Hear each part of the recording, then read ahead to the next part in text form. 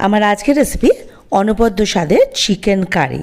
Chicken তো আমরা নানান রকমভাবে তৈরি করি, তো এই রেসিপিটা একবার ট্রাই করুন, দারুণ লাগে খেতে। এটা নান, রুটি, লুচি, পরোটা সব কিছুর সঙ্গে অসাধারণ লাগে। ভাতের সাথেও কিন্তু এটা খাওয়া যায়, বেশ ভালো লাগে। তো রেসিপিটা অবশ্যই ট্রাই করবেন, আর ভালো লাগলে লাইক, শেয়ার, কমেন্ট করতে কিন্তু ভুলবেন না। রান্নাটা শুরু করা যাক। আমি এখানে 1 কেজি চিকেন নিয়েছি, তো এটাকে খুব ভালো করে ধুয়ে নিয়েছি। এবার এটা ম্যারিনেট করতে হবে। তার জন্য এখানে আগে দিয়ে দিলাম স্বাদ মতো নুন। আমি এখানে 1 টেবিল স্পুন নুন দিলাম, আর দিলাম হলুদ ওই হাফ টিস্পুন মতো। দিয়ে দিলাম টক দই 3 টেবিল স্পুন। দইটাকে খুব ভালো করে ফেটিয়ে নিয়েছি। দইটা ফেটিয়ে নিলে হবে কি, ওই চিকেনটা মাখতে সুবিধা হবে আর কি। এবারে সব কিছু একসঙ্গে খুব ভালো করে আগে মেখে নিতে হবে চিকেনের সাথে। চিকেনের প্রত্যেকটা টুকরো যেন মশলাগুলো খুব ভালোভাবে মাখানো হয়ে যায়, মানে নুন, হলুদ আর টক দই, আর তো বিশেষ কিছু নয়। এবারে এটাকে ঢাকা দিয়ে 1 ঘন্টা রেখে দেবো রেস্টে। ততক্ষণ একটা মশলা তৈরি করে নিই। তার জন্য ওভেনে কড়াই বসিয়ে তাতে ওই 2 টেবিল স্পুন মতো রিফাইন্ড অয়েল দিয়ে দিলাম। তেলটা গরম হয়ে গেলে এতে রসুন দিয়ে দিলাম ওই 15-16 কোয়া মতো, আর দিলাম শুকনো লঙ্কা 2টো। আমি কিন্তু শুকনো লঙ্কার বীজ ছাড়িয়ে দিয়েছি, কারণ আমরা তো ঝাল খুব একটা বেশি খাই না। বীজ ছাড়িয়ে দিলে ঝালও হবে না, আবার ফ্লেভারটা ভালো আসবে, কালারটা মোটামুটি ভালোই আসবে। তো আপনারা যদি কাশ্মীরি শুকনো লঙ্কা দিতে পারেন তাহলে তো খুবই ভালো হয়। এবারে এর মধ্যে দিয়ে দিলাম ছোট এলাচ, ওই 6টা এলাচগুলো একটু ফাটিয়ে দিয়েছি। দিলাম একটা দারচিনির টুকরো, আর ধনে, গোটা ধনে এখানে আমি দিলাম 2 টেবিল স্পুন।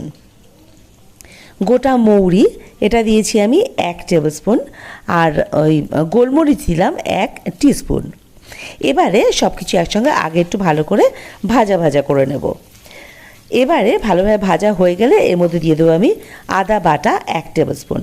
আমি আদা বাটা দিয়েছি বলে এই শুকনো মশলাগুলো আগে ভেজে নিলাম ভালো করে। আপনারা যদি গোটা আদা দেন সেক্ষেত্রে 1/2 ইঞ্চি মতো আদা দেবেন টুকরো করে, সেক্ষেত্রে কিন্তু আদাটা মশলার সঙ্গেই ভেজে নিতে হবে। তো এবারে সব কিছু একসঙ্গে আগে ভালো করে একটু ভাজা ভাজা করে নেব। এই যে দেখুন, এগুলো ভাজা হয়ে গেছে, বেশি সময় লাগে না। এই যে সমস্ত কিছু খুব ভালো করে ভাজা, একটা সুন্দর ফ্লেভার আসবে দেখবেন এই মশলা থেকে। এই যে দেখুন, এবারে এটাকে একটা আলাদা পাত্রে তুলে নেব। তুলে এটাকে ঠান্ডা হতে দেব। ঠান্ডা হয়ে গেলে এটাকে অল্প একটু জল দিয়ে একটা স্মুথ পেস্ট তৈরি করে নেব, বানিয়ে নেব, বেটে নেব এটা আর কি। এই যে দেখুন, তুলে রাখলাম। তো এটা ঠান্ডা হোক, ততক্ষণে রান্নাটা চালিয়ে যাই। তার জন্য ওই কড়াইতে রান্নাটা করব। দিয়ে দিলাম আমি আরও 1 কাপ মতো ওই রিফাইন্ড অয়েল। আপনারা তেল যদি কম খান সেক্ষেত্রে তেলটা একটু অল্প দেবেন, অসুবিধা নেই। তো রিফাইন্ড অয়েলটা যখন গরম হয়ে যাবে তখন এতে দিয়ে দিলাম রসুন কুচি। আমি এখানে 9-10 কোয়া রসুন কুচিয়ে দিয়েছি। এবারে কয়েক সেকেন্ড একটুখানি ভাজা ভাজা করে নেব। খুব বেশি ভাজার দরকার নেই, হাই ফ্লেমে ভাজছি তো, রসুনটা পুড়ে না যায় সেই খেয়ালটা রাখবেন। এবারে এর মধ্যে দিয়ে দিলাম পেঁয়াজ কুচি। আমি এখানে 3টে মাঝারি সাইজের পেঁয়াজ কুচিয়ে দিয়েছি। এবার এটাকেও একটু ব্রাউন করে ভেজে নেব। তার আগে এখানে দিয়ে দেবো অল্প একটু নুন, ওই 1 টিস্পুন মতো নুন দিয়ে দিলাম। নুন দিলে হবে কি, পেঁয়াজটা খুব তাড়াতাড়ি নরম হয়ে যাবে। আরও এর মধ্যে দিয়ে দেবো আমি চিনি। এখানে আমি 2 টিস্পুন চিনি দিলাম। এই চিনিটাতে মিষ্টি সেরকম হবে না, কিন্তু চিনিটা দেওয়ার ফলে পেঁয়াজের কালারটা খুব সুন্দর হবে, আর কালারটা খুব তাড়াতাড়ি চলে আসবে, কারণ পেঁয়াজের সঙ্গে চিনিটা ভাজা ভাজা হবে, তো সেক্ষেত্রে চিনিটা ক্যারামেলাইজ হয়ে যাবে, তাই কালারটা খুব সুন্দর আসবে। তো এখানে মোটামুটি মিনিট 5 সময় লেগেছে। দেখুন, পেঁয়াজটা ভাজা হয়ে গেছে। হাই ফ্লেমেই কিন্তু আমি পেঁয়াজটাকে ভেজে নিয়েছি। এই যে দেখুন, পেঁয়াজ বেশ ব্রাউন করে ভাজা হয়ে গেছে, আর বেশি কিন্তু পেঁয়াজটা ভাজার দরকার নেই। এবারে এর মধ্যে আমি দিয়ে দেবো সেই মশলাটা, ওই ভাজা মশলাটা, যেটা অল্প জল দিয়ে এই যে মিহি পেস্ট তৈরি করে নিয়েছিলাম, এই মশলাটা এখন এর মধ্যে দিয়ে দেবো। আর বাটির মধ্যে বেশ কিছুটা মশলা রয়েছে, তাই অল্প একটু জল দিয়ে মশলাটা গুলে এর মধ্যে দিয়ে দিলাম। সব কিছু ভালো করে মিশিয়ে দিয়েছি। এবারে এই একই সঙ্গে ওই ম্যারিনেটেড চিকেন, যেটা আর কি 1 ঘন্টা ম্যারিনেট করে রেখে দিয়েছিলাম, সেই চিকেনটা এর মধ্যে কিন্তু দিয়ে দিতে হবে।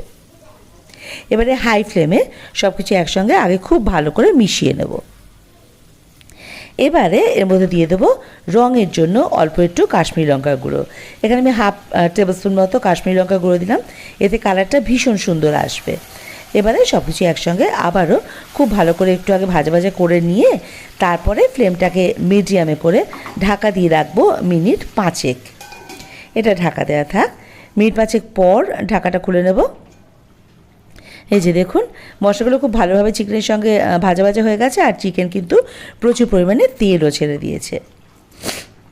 এই যে এটা কমপ্লিট। এবারে আমি এখানে দিয়ে দেবো নারকেলের দুধ, একটু ঘন নারকেলের দুধ দেবো আমি এখানে। তো আপনারা চাইলে দোকানের কেনা নারকেলের দুধও ব্যবহার করতে পারেন, আবার বাড়িতেও নারকেল কুড়িয়ে সেটাকে একটু গরম জলে ভিজিয়ে রেখে ছেঁকে নিলেই কিন্তু নারকেলের দুধটা তৈরি হয়ে যাবে। তো বাড়ির তৈরি দুধও দিতে পারেন। আবার যদি নারকেলের দুধ আপনারা একদম খেতে না চান, পছন্দ না করেন, সেক্ষেত্রে ফ্রেশ ক্রিম ফেটিয়ে দিতে পারেন, কিংবা দুধের সর যদি বাড়িতে থাকে সেটা বেটে দিয়ে দিতে পারেন, এতেও কিন্তু টেস্টটা ভীষণ ভালো আসে। এইবারে এর মধ্যে দিয়ে দিলাম ওই কফি মাগের 1 কাপ মতো জল, তাতে ওই গ্রেভিটা হবে সেই জন্য। আপনারা জলটা যে যেরকম গ্রেভি খাবেন, ঝোল খাবেন কম বেশি, সেই অনুযায়ী দেবেন। এবারে এটাকে একটু ফুটতে দেব, আর ফ্লেমটাকে এবার মিডিয়াম টু লোতে করে ঢাকা দিয়ে রেখে দেবো যতক্ষণ না অবধি এই চিকেনটা সেদ্ধ হচ্ছে। মাঝে মাঝে অবশ্যই ঢাকা খুলে কিন্তু নেড়ে দিতে হবে, নাহলে চিকেনটা আবার কড়াইতে লেগে যাওয়ার চান্স থাকে।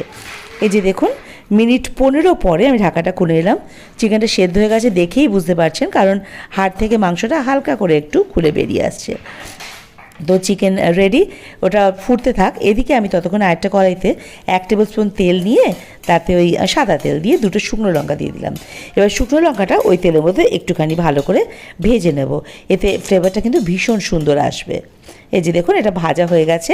এবারে এই শুকনো লঙ্কা শুদ্ধ তেলটা ওই যে চিকেনটা তৈরি করছি ফুটতে দিয়েছি তার মধ্যে দিয়ে দেবো। ফ্লেমটা কিন্তু এখন হাইতে করে দিয়েছি চিকেনের।